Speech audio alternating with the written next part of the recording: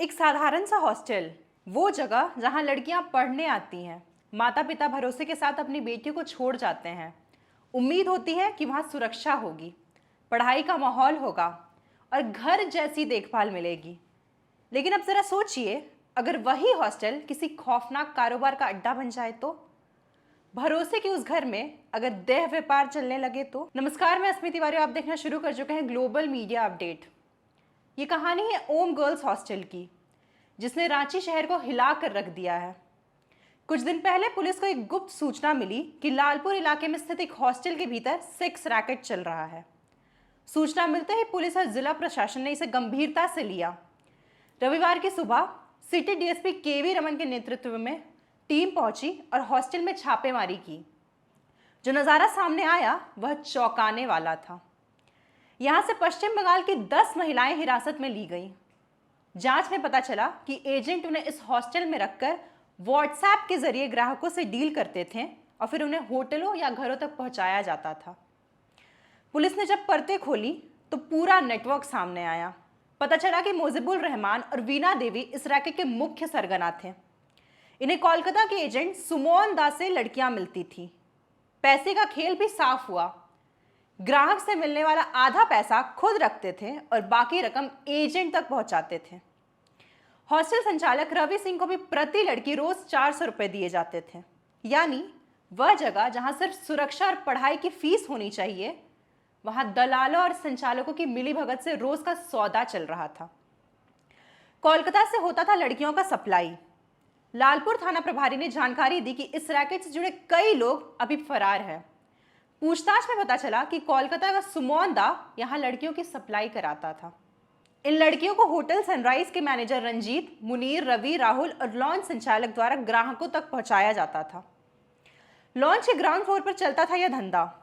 Police के FIR के मुताबिक ओम लॉन्च के ग्राउंड फ्लोर पर इस देह व्यवहार का संचालन होता था। लॉन्च संचालक राजकुमार सिंह इन लड़कियों को कमरे उपलब्ध कराता था और इसके लिए प्रति कमरे 400 रुपये प्रतिदिन किराया वसूलता था। चौंकाने वाली बात यह है कि लॉन्च के पहले और दूसरे तल्ले पर छात्राएं रहती थी, जबकि ग्राउंड फ्लोर पर इस धंधे को अंजाम दिया जाता था ताकि पुलिस को गुमराह किया जा सके। छापेमारी के दौरान मचा हड़कंप। जब पुलिस सूचना के आधार पर छापेमारी करने पहुंची तो छात्राओं ने सहयोग किया, लेकिन ग्राउंड फ्लोर पर मौजूद लड़कियां पुलिस को देखते ही भागने लगी। दरवाजा बंद किया और भागने की बहुत कोशिश की। हालांकि मौके पर मौजूद महिला पुलिसकर्मियों ने सभी को गिरफ्तार कर लिया। इनमें से अधिकतर लड़कियां पश्चिम बंगाल, झारखंड और उड़ीसा की रहने वाली हैं। उनकी मोबाइल फोन की जांच में ग्राहकों के नाम, संपर्क नंबर और लेन देन की जानकारी मिली है। फिलहाल इस केस में 20 लोगों पर एफआईआर दर्ज कराई गई है, जिनमें 13 को गिरफ्तार कर लिया गया है और बाकी फरार है और तलाश जारी है। पुलिस की जांच अभी और गहराई में जाएगी, क्योंकि शक है कि इस नेटवर्क की जड़ें सिर्फ एक हॉस्टल तक सीमित नहीं हो सकती हैं। फिलहाल दलाल और लॉन्च संचालक फरार है। पुलिस उनकी तलाश में लगातार छापेमारी कर रही है। रांची का लालपुर इलाका, जहां हॉस्टलों की भरमार है। मीडिया रिपोर्ट्स कहती हैं कि निगम के पास सिर्फ 104 हॉस्टलों का रजिस्ट्रेशन है, लेकिन असलियत में सैकड़ों हॉस्टल बिना किसी अनुमति के चल रहे हैं। इन हॉस्टलों में सुरक्षा के मानक पूरे नहीं होते, लड़कियों के ठहरने की कोई पुख्ता व्यवस्था नहीं होती और कई जगह तो संचालक सिर्फ कमाई के लिए लड़कियों को ठूस ठूस कर रखते हैं। पुलिस और प्रशासन की अनदेखी से यह कारोबार लगातार फल फूल रहा है। रिपोर्ट साफ कहती है कि सिर्फ लालपुर ही नहीं, पूरे रांची में दर्जनों अवैध हॉस्टल खुलेआम चल रहे हैं। निगम के रिकॉर्ड्स में गिने चुने हॉस्टल है, लेकिन सैकड़ों जगह नियम तोड़कर लड़कियों को रखा जा रहा है।